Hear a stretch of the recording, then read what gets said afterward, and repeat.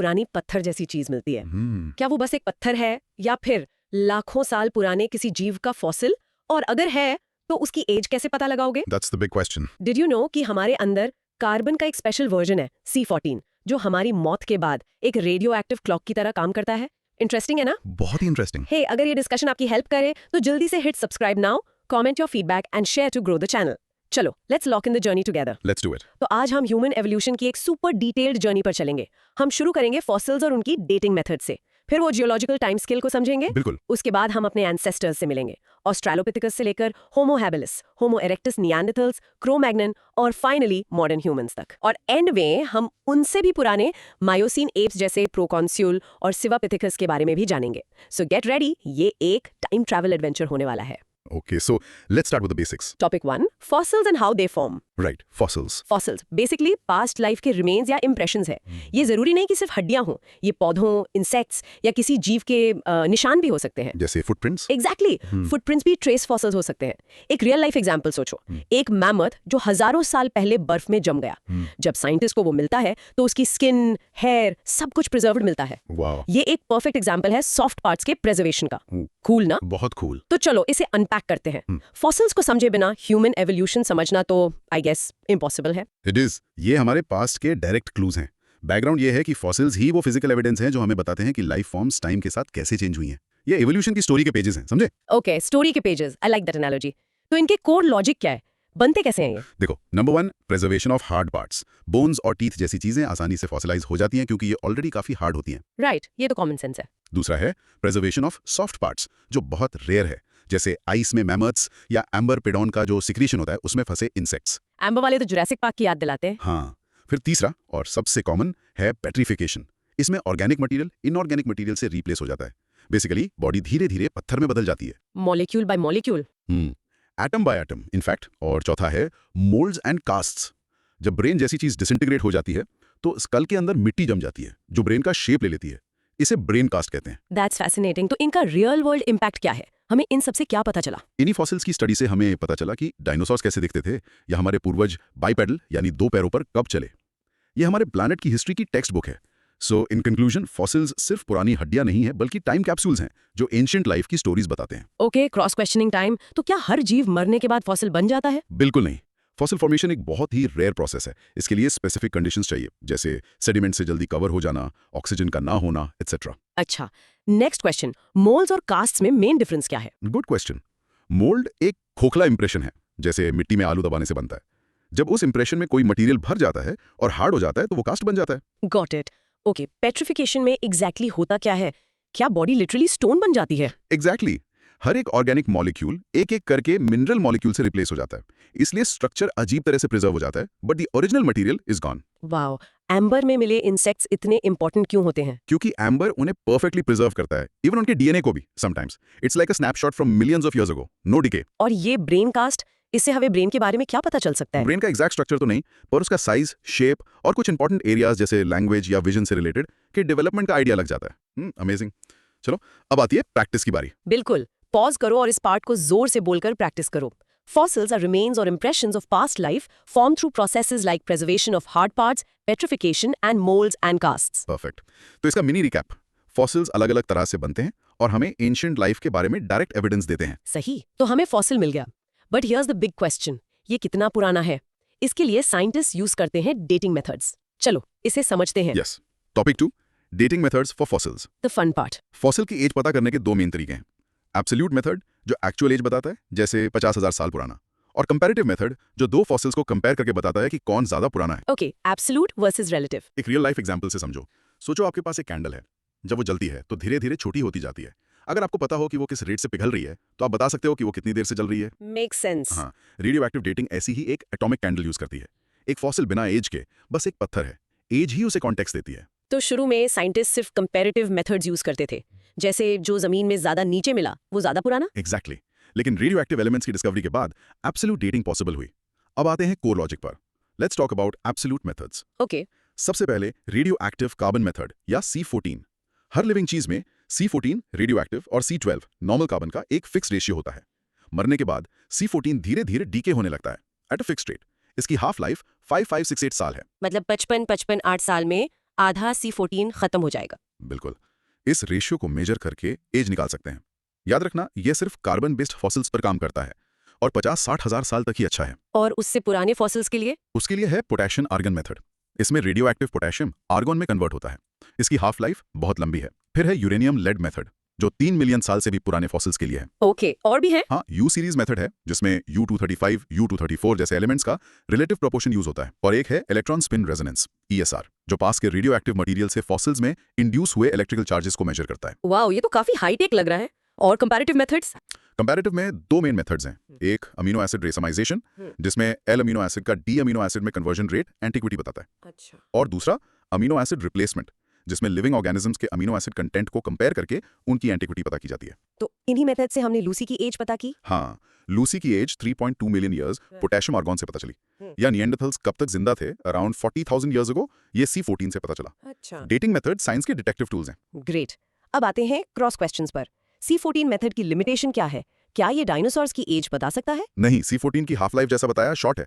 ये सिर्फ लगभग 50,000-60,000 साल तक के फॉसिल्स के लिए ही एक्यूरेट है। डायनासोर्स तो मिलियंस ऑफ ईयर्स पहले थे। उनके लिए पोटेशियम आर्गन या यूरेनियम लीड यूज होता है। ओके, तो हाफ लाइफ का आसान मतलब क्या है? सिंपल भाषा में वो टाइम जिसमें किसी रेडियो एक्टिव सब्सटेंस की आधी क्वांटिटी डीके हो जाती है, बस। एब्सोल्यूट और कंपैरेटिव मेथड में से बेहतर कौन सा है? दोनों का अपना यूज है। एब्सोल्यूट मेथड एग्जैक्ट नंबर देता है, जो अमेजिंग है, पर कई बार वो पॉसिबल नहीं होता। तब कंपैरेटिव मेथड हमें एटलीस्ट एक रिलेटिव टाइमलाइन बनाने में हेल्प करता है। राइट। क्या इन मेथड्स में एरर का चांस होता है? हाँ, बिल्कुल। कंटैमिनेशन से रिजल्ट्स अफेक्ट हो सकते हैं। मान लो कोई नया कार्बन सैंपल में मिक्स हो गया। इसीलिए साइंटिस्ट हमेशा मल्टीपल सैंपल्स और कई बार मल्टीपल मेथड्स यूज करते हैं टू कंफर्म द एज। हमने यू सीरीज मेथड की बात की। ये इतना कॉम्प्लेक्स क्यों लगता है? क्योंकि एक डीके चेन है, एक एलिमेंट दूसरे में बदलता है, फिर वो तीसरे में और आगे भी। साइंटिस्ट इन सबका रेशियो चेक करते हैं to get a very precise age for certain types of rocks and fossils. It's complicated but very powerful. Okay, practice time. Now, pause and practice saying this aloud. Absolute dating methods like carbon-14 and potassium argon give a specific age, while comparative methods compare the antiquity of fossils. Okay, and the mini recap? हम अलग-अलग scientific clocks use करके fossils की exact या relative as का पता लगा सकते हैं। ओके, अब हमें फॉसिल की एज पता चल गई, पर उस एज को कॉन्टेक्स्ट में कैसे रखें? इसके लिए हमें अर्थ की हिस्ट्री का कैलेंडर देखना होगा, जिसे कहते हैं geological time scale. Exactly. Topic 3, geological time scale, Earth's calendar. ये अर्थ की हिस्ट्री का एक सिस्टम है जो टाइम को इराज, पीरियड्स और इपॉक्स में डिवाइड करता है। जैसे एक साल में महीने और दिन होते हैं, वैसे ही। एक हिस्ट्री बुक की तरह, जैसे ancient history, medieval history, modern history. Perfect analogy. Geological time scale पूरे प्लैनेट की ऐसी ही हिस्ट्री बुक है, पर इसके चैप्टर्स लाखों करोड़ों साल लंबे हैं। बैकग्राउंड ये है कि शुरू में जियोलॉजिस्ट ने रॉक लेयर्स, स्ट्रैटा की स्टडी करके इसे बनाया था। सिंपल रूल, नीचे की लेयर सबसे पुरानी, ऊपर की सबसे नई। तो इसके मेन एराज कौन से हैं? Core logic is in the eras. सबसे पहले आर्कियोजोइक 2700-1500 MYA यानी मिलियन ईयर्स अगो, इसमें बैक्टीरिया का एविडेंस मिलता है। फिर प्रोटेरोजोइक 1500-550 MYA, जिसमें लोअर इन्वर्टिब्रेट्स पैदा हुए। ओके, लाइफ की शुरुआत। फिर आता है टेलियोजोइक 550-220 में, ये एज ऑफ फिशेस था। फर्स्ट एम्फिबियंस भी इसी में आए। और फिर डायनासोर्स। राइट। मीजोजोइक एरा 220-60 में, ये एज ऑफ रेप्टाइल्स था, डायनासोर्स का टाइम। इसी में पहले मैमल्स भी अपीयर हुए। और आखिर में हमारा एरा? हाँ, सिनोजोइक एरा 60 में से अभी तक, ये एज ऑफ मैमल्स है। यही वो एरा है जिसमें प्राइमेट्स और ह्यूमंस इवॉल्व हुए। इसके एपॉक्स बहुत इंपॉर्टेंट है। Paleocene, Eocene, Oligocene, Miocene, Pliocene, Pleistocene, Holocene. तो इस टाइम स्केल का रियल वर्ल्ड इम्पैक्ट ये है कि हमें पता चलता है कि कब डायनासोर्स एक्सटिंक्ट हुए या कब हमारे एंसेस्टर्स पेड़ों से नीचे उतरे। एग्जैक्टली। ये एक मैप की तरह है जो हमें बताता है कि हम एवोल्यूशन की जर्नी में कहाँ खड़े हैं। Okay, questions. सीनोजोइक एरा हमारे लिए सबसे इंपॉर्टेंट क्यों है? क्योंकि ये एज ऑफ मैमल्स हैं। प्राइमेट्स, मंकीज, एप्स और फाइनली ह्यूमंस सब इसी एरा में इवॉल्व हुए। हमारी पूरी कहानी सीनोजोइक एरा में ही है। एक और सवाल, मेसोजोइक एरा में मैमल्स थे, पर उसे उनका एज क्यों नहीं कहते? Good question. मैमल्स थे, पर वो छोटे थे, जैसे चूहे। उस टाइम डायनासोर्स डोमिनेट करते थे। जब डायनासोर्स एक्सटिंक्ट हुए, तब मैमल्स को एक्सपैंड होने का मौका मिला और सीनोजोइक एरा शुरू हुआ। MYA का क्या मतलब है? मिलियन ईयर्स अगो। ये जियोलॉजी और पैलियोंटोलॉजी में स्टैंडर्ड यूनिट है। ओके, इराज और एपॉक्स में क्या फर्क है? सोचो, एरा सबसे बड़ी टाइम यूनिट है, जैसे एक पूरी बुक। पीरियड उस बुक का एक चैप्टर है और एपॉक उस चैप्टर का एक सेक्शन है। सिंपल है ना? बहुत सिंपल। लास्ट क्वेश्चन, टेबल में मेन लाइफ फॉर्म लिखा होता है, इसका क्या मतलब है? इसका मतलब है कि उस टाइम पीरियड में वो लाइफ फॉर्म सबसे डोमिनेंट या सिग्निफिकेंट था। जैसे मेसोजोइक में रेप्टाइल्स। ये नहीं कि और कुछ था ही नहीं, बस वो सबसे इंपॉर्टेंट थे। Got it. Practice time. The 5 main eras are Archaeozoic, Proterozoic, Paleozoic, Mesozoic और Cenozoic. Human evolution primarily occurs in the Cenozoic era. Great. Mini recap.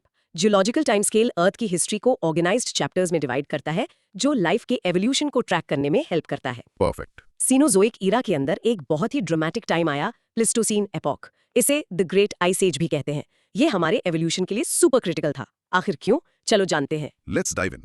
Topic 4, the Pleistocene glaciations, the Ice Age. Ice age. तो आइसोसीन एक epoch है जो लगभग 2 million years अगो शुरू हुआ। इसमें अर्थ पर बार-बार बर्फ की मोटी चादर यानी ग्लेशियर्स फैली और फिर पिघली। इसे आइस एज कहते हैं। इमेजिन करो कि आपका शहर हर कुछ हजार साल में एक विशाल फ्रीजर बन जाता है और फिर नॉर्मल हो जाता है। एग्जैक्टली और बैकग्राउंड ये है कि ये अचानक नहीं हुआ। ये अर्थ के क्लाइमेट में एक साइक्लिकल चेंज था।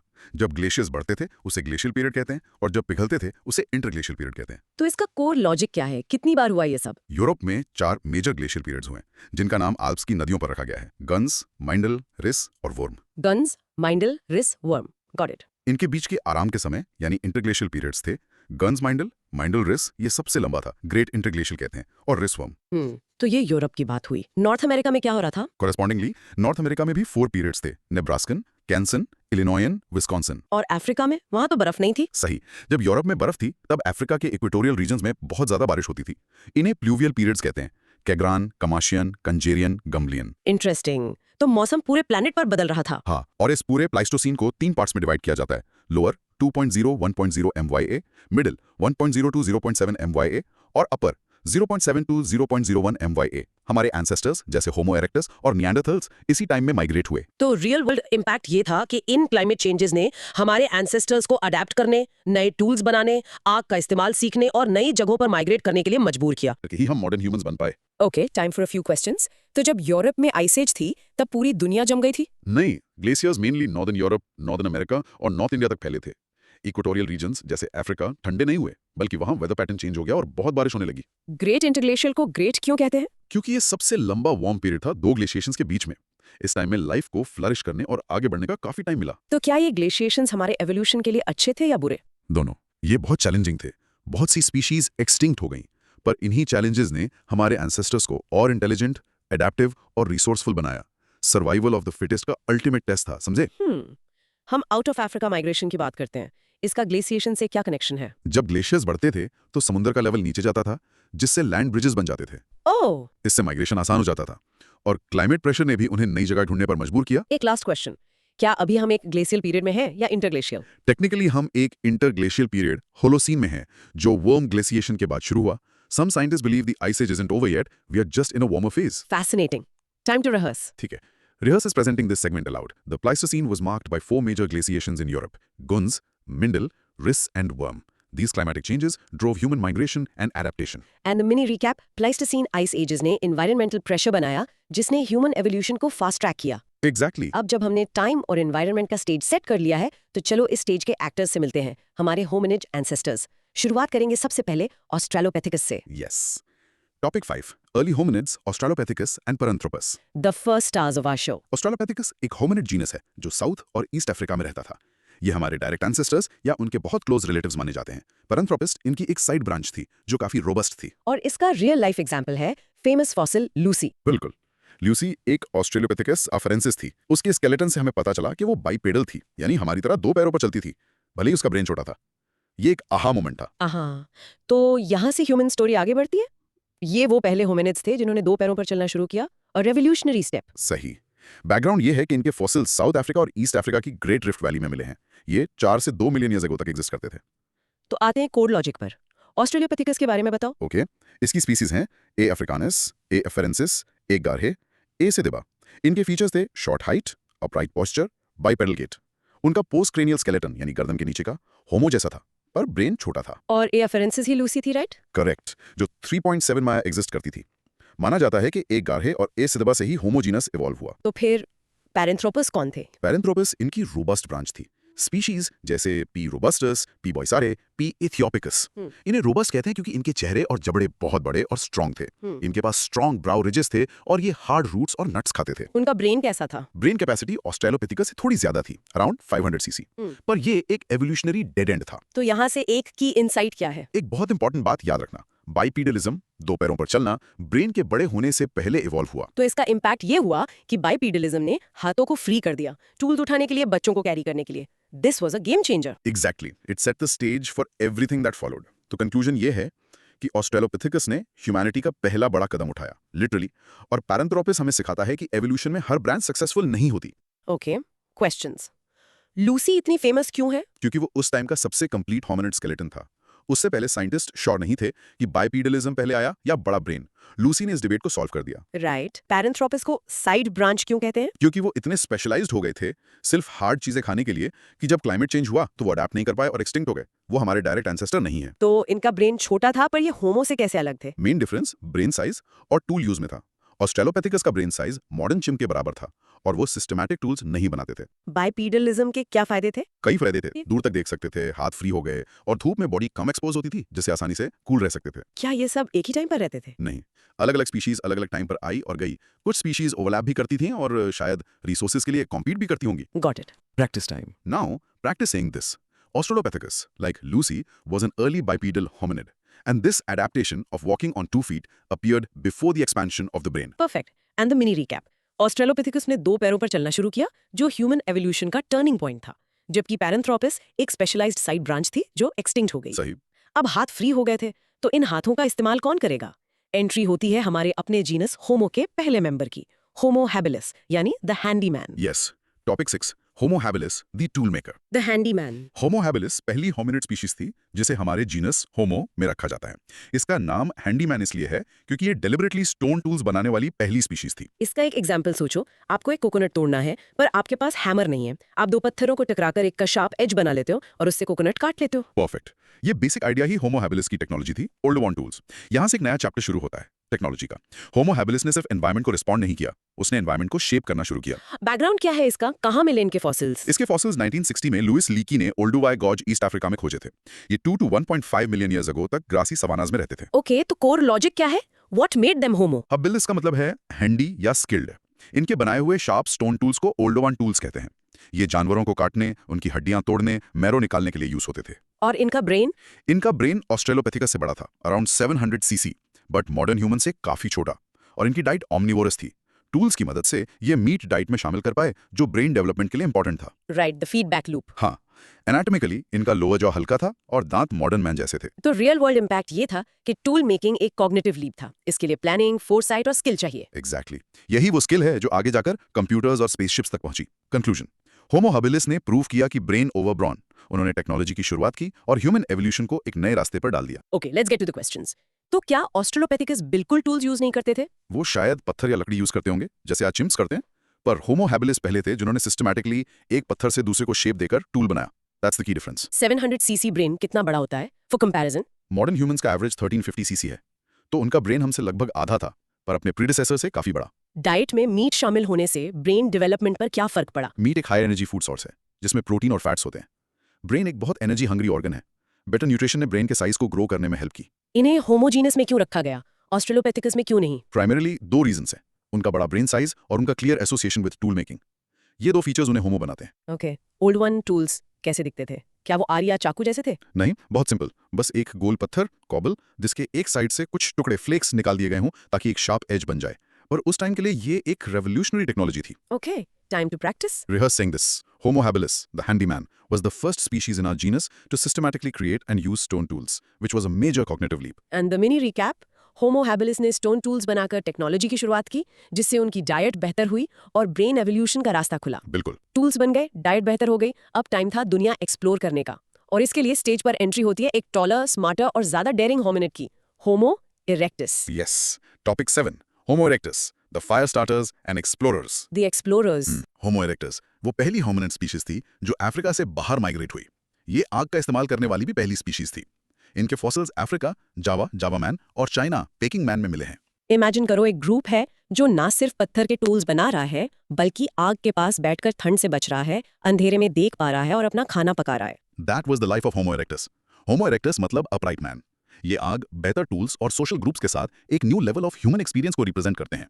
ये लगभग 1.8 माया से लेकर 100,000 साल पहले तक एग्जिस्ट किए। तो उनकी एनाटॉमी कैसी थी? उनका बॉडी स्ट्रक्चर मॉडर्न ह्यूमंस जैसा था, बस कुछ डिफरेंसेस थे, जैसे रिसीडिंग फोरहेड, पीछे जाता हुआ माथा, हैवी ब्रॉड रिज और थिक स्कल। क्रेनियल कैपेसिटी काफी बढ़ गई थी, 850 to 1300 सीसी। और इनके टूल्स? उनकी टूल्स होमो हैबिलिस से बेहतर थे, जिसे अचूलियन टेक्नोलॉजी कहते हैं। इसमें हैंड एक्सेस जैसे आकार के टूल्स शामिल थे। और सबसे बड़ा ब्रेक थ्रू, आग का इस्तेमाल। Yes, use of fire. Fire से उन्हें गर्मी मिली, शिकारियों से प्रोटेक्शन, अंधेरे में रोशनी और सबसे इंपॉर्टेंट, खाना पकाने की एबिलिटी मिली। पका हुआ खाना आसानी से डाइजेस्ट होता है और उससे ज्यादा एनर्जी मिलती है। उनकी सोशल लाइफ कैसी थी? वो छोटे ग्रुप्स में रहते थे और मिलकर शिकार करते थे।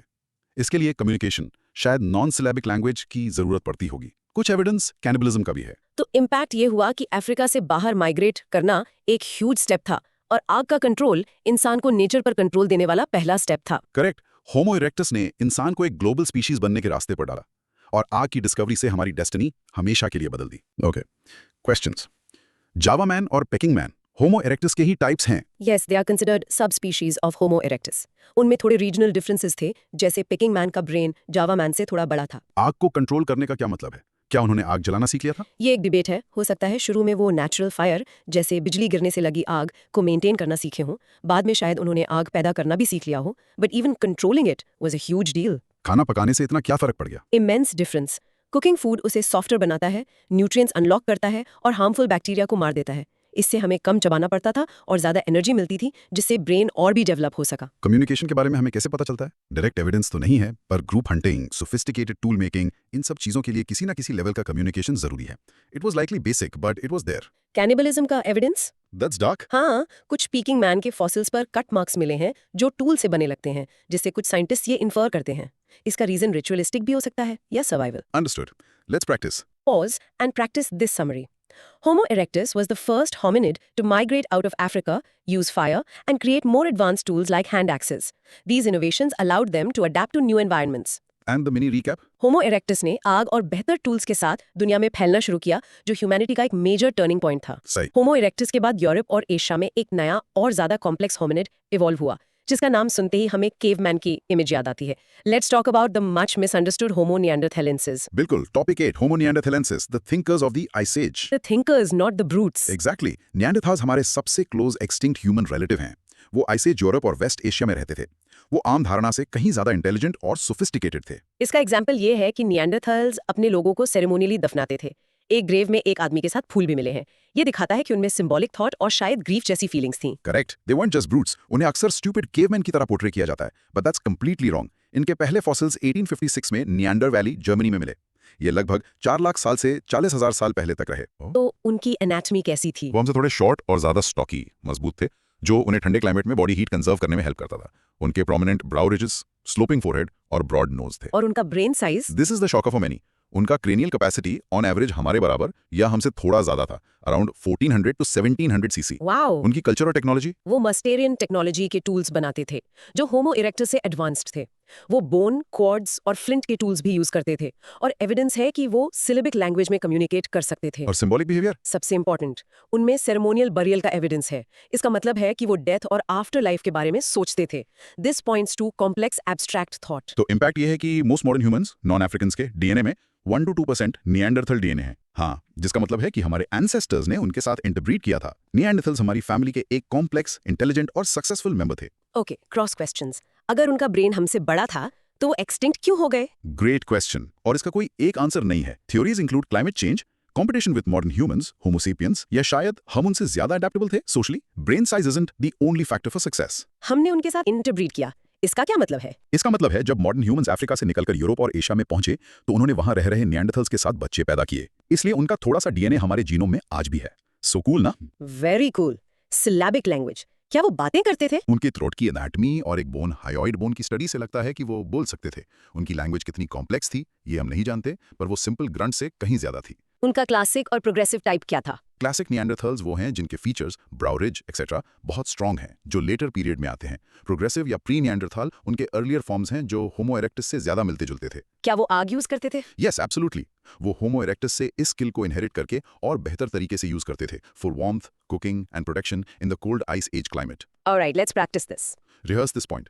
Neanderthals were not primitive brutes. They had large brains, complex tools, used language, and showed symbolic behavior like burying their dead, indicating advanced cognition. And the mini recap. निएंडरथाल्स हमारे इंटेलिजेंट, कल्चरली एडवांस्ड रिलेटिव्स थे, जिन्होंने ice age Europe को successfully conquer किया, पर वो modern humans के आने के बाद एक्सटिंक्ट हो गए। That's a good summary. निएंडरथाल्स के रहते हुए ही यूरोप में एक नए प्लेयर की एंट्री हुई, टॉलर, लीनर और जिसके पास एक नया क्रिएटिव स्पार्क था। ये थे होमो सेपियंस फॉसिलिस, जिनको हम क्रो-मैग्नॉन मैन के नाम से जानते हैं। Yes, the artists. Topic 9. Homo sapiens, Cro-Magnon man. The artists. The artists, I love that. Cro-Magnon man anatomically modern humans के पहले फॉर्म्स में से एक थे जो यूरोप में रहते थे। उन्हें उनकी art, cave paintings, advance tools और मॉडर्न सेल्फ फीचर्स के लिए जाना जाता है। जैसे फ्रांस की लास्को केव्स में जो हजारों साल पुरानी ब्यूटीफुल पेंटिंग्स हैं हॉर्सेस और बाइसन की, वो इन्हीं लोगों ने बनाई थी। This was culture, this was art. बिल्कुल। क्रो-मैग्नोन के साथ हम ह्यूमैनिटी के एक नए फेज में एंटर करते हैं, जहां क्रिएटिविटी, आर्ट और कॉम्प्लेक्स सिंबोलिज्म एक सेंट्रल रोल प्ले करते हैं। इनके फॉसिल्स 1868 में क्रो-मैग्नोन, फ्रांस में मिले। तो अब इनकी एनाटॉमी हम जैसी थी। ऑलमोस्ट। उनका चेहरा ऑर्थोगनाथस, फ्लैट था, उनके पास एक वेल डेवलप्ड चिन, नैरो नोज और आर्च्ड फोरहेड था, बिल्कुल मॉडर्न ह्यूमंस जैसा। उनकी क्रेनियल कैपेसिटी भी बड़ी थी, अराउंड 1600 सीसी। टेक्नोलॉजी में क्या नया था? उनके टूल्स निएंडरथाल से भी ज्यादा सोफिस्टिकेटेड थे। वो स्टोन, बोन, आइवरी और एंटलर से अजीबोगरीब चीजें बनाते थे, जैसे स्पीयर्स, बोज एंड एरोज और नीडल्स, स्किन क्लोथ सिलने के लिए। और उनकी सबसे बड़ी पहचान आर्ट। हाँ, आर्ट एंड सिंबलिज्म। उनकी केव पेंटिंग्स और छोटी-छोटी मूर्तियां जिन्हें वीनस फिगरीन्स कहते हैं। ये आर्ट उनकी कॉम्प्लेक्स सोशल लाइफ और बिलीफ्स का प्रतीक है। आर्ट का जन्म एक कॉग्निटिव रेवोल्यूशन है। This is the foundation of modern human culture. So Cro-Magnon man ने हमें दिखाया कि ह्यूमन होना सिर्फ जिंदा रहना नहीं, बल्कि क्रिएट करना, एक्सप्रेस करना और अपने वर्ल्ड में मीनिंग ढूंढना भी है। Well said. Vision of homo sapiens, sapiens in Europe. वो हम ही है, बस थोड़ा पुराने वर्जन। वो निएंडरथल्स के साथ रहते थे, उनका रिलेशन कैसा था? हाँ, for several thousand years they coexisted in Europe. उनके बीच में कंपटीशन भी था फॉर रिसोर्सेज, और जैसा हमने डिस्कस किया, इंटरब्रीडिंग भी हुई। वीनस फिगरीन्स क्या थी? ये छोटी हाथ में पकड़ने लायक स्टैचूज थी, यूजुअली औरतों की, जिनका बॉडी शेप एग्जैजरेट किया जाता था। ये फर्टिलिटी सिंबल्स या रिलीजियस ऑब्जेक्ट्स हो सकती हैं। उनके टूल्स में नया क्या था? The diversity of materials. उन्होंने बोन और आइवरी को मास्टर कर लिया। इससे वो स्पेशलाइज्ड टूल्स बना पाए, जैसे फिशिंग हुक्स और नीडल्स, जो सिर्फ पत्थर से बनाना मुश्किल था। केव पेंटिंग्स का पर्पस क्या था? साइंटिस्ट श्योर नहीं है, ये हंटिंग रिचुअल्स का हिस्सा हो सकती हैं, या स्टोरीज बताने का तरीका, या शुरुआती रिलीजन का पार्ट। पर जो भी था, it was deeply meaningful for them. Great, let's rehearse. Pause and practice saying this. Cro-Magnon people were early modern humans in Europe, known for their advanced toolkits, including bone and ivory tools, and most importantly, for their symbolic art like cave paintings. और अब आते हैं हम पर, Homo sapiens sapiens, the modern humans. हम कैसे बने और हमें क्या चीज यूनिक बनाती है? Let's find out. Our own story. Topic 10. Homo sapiens sapiens, the modern humans. Finally, us. यानी होमो सेपियंस सेपियंस वो ह्यूमन स्पीशीज हैं जो आज प्लैनेट पर जिंदा हैं। हम अफ्रीका में लगभग 1 लाख साल पहले ओरिजिनेट हुए और फिर पूरी दुनिया में फैल गए। बस आईने में देखो, you are looking at a homo sapiens sapiens. हमारा हाई वर्टिकल फोरहेड, छोटा चेहरा और प्रोमिनेंट चिन हमें हमारे एंसेस्टर्स से अलग बनाता है। हाँ, सबसे पुराने मॉडर्न ह्यूमन फॉसिल्स अफ्रीका में मिले हैं। आउट ऑफ अफ्रीका थ्योरी के मुताबिक हमारे एंसेस्टर्स लगभग 60,000 साल पहले अफ्रीका से निकले और पुरानी पॉपुलेशंस को रिप्लेस कर दिया। तो हमारे की एनाटॉमिकल फीचर्स क्या हैं? 4 में हैं। 1. Slight raising of the skull cap. हमारा स्कल गोल और ऊंचा है। 2. Thinning of skull bones. हमारी स्कल बोन्स पतली हैं। 3. Slight reduction in cranial capacity. अच्छा, वेट रिडक्शन? हमारा ब्रेन छोटा हुआ है? Surprisingly yes. Average brain size Cro-Magnon और निएंडरथल से थोड़ा छोटा है। Bigger isn't always better, organisation matters more. Okay, and the fourth feature? Formation of 4 curves in the vertebral column. हमारी स्पाइन में एस शेप के कर्व्स हैं जो अपराइट पोस्चर और चलने में परफेक्ट बैलेंस देते हैं। और cultural features? Complex symbolic language और एक store house of tools and techniques जो कॉन्स्टेंटली इवॉल्व होती रहती है, from stone tools to smartphones. So modern humans की सक्सेस उनकी फिजिकल स्ट्रेंथ में नहीं, बल्कि उनकी एडेप्टेबिलिटी, कॉम्प्लेक्स कल्चर और कोऑपरेशन की एबिलिटी में है। Okay, questions. हमारा ब्रेन निएंडरथल से छोटा क्यों है? एक थ्योरी ये है कि हमारा ब्रेन ज्यादा एफिशिएंट है। ये साइज में थोड़ा छोटा हो सकता है, पर इसकी वायरिंग और ऑर्गेनाइजेशन बेहतर है, जिससे एनर्जी कम लगती है। अच्छा, आउट ऑफ अफ्रीका मॉडल का क्या मतलब है? इसका मतलब है कि मॉडर्न ह्यूमंस अफ्रीका में इवॉल्व हुए और फिर वहां से माइग्रेट करके पूरी दुनिया में फैल गए और रास्ते में आने वाली दूसरी होमिनिड स्पीसीज जैसे निएंडरथल्स को रिप्लेस कर दिया विद सम इंटरब्रीडिंग। स्पाइन के कर्व्स इतने इंपॉर्टेंट क्यों हैं? ये शॉक एब्जॉर्बर्स की तरह काम करते हैं जब हम चलते या दौड़ते हैं। इनके बिना हमारा बैलेंस अच्छा नहीं होता और पीठ में दर्द होता। क्या हम अभी भी इवॉल्व हो रहे हैं? एब्सोल्युटली, एवोल्यूशन कभी रुकता नहीं। अब कल्चरल एवोल्यूशन जैसे टेक्नोलॉजी बायोलॉजिकल एवोल्यूशन से ज्यादा तेजी से हो रहा है, पर हमारे जीन्स अभी भी बदल रहे हैं। तो क्रो-मैग्नोन और हम में मेन डिफरेंस क्या है? हम्म। एनाटॉमिकली बहुत कम। वो ऑलमोस्ट हम जैसे ही थे। मेन डिफरेंस कल्चरल कॉम्प्लेक्सिटी और टेक्नोलॉजी में है। उन्होंने आर्ट शुरू की, हमने सिविलाइजेशन बनाई। Okay, practice time. Rehearse this point. Modern Homo sapiens originated in Africa, characterized by a lighter build, a high forehead, and a spine with 4 curves. Our success lies in our advanced culture and adaptability. Modern humans Africa में originate हुए और अपनी unique physical और cultural traits की वजह से पूरे planet पर डोमिनेट कर गए। सही। हमने अपनी फैमिली ट्री को ट्रेस तो कर लिया, लेकिन अब थोड़ा और पीछे जाते हैं, उस टाइम में जब ह्यूमन और एप का रास्ता अलग हो रहा था। Let's dive into the world of Miocene apps. Going way back. Topic 11. Proconsul, Dryopithecus, Silvopithecus. The Miocene apps. The originals. ये मायोसीन एपॉक में रहने वाले फॉसिल एप्स थे।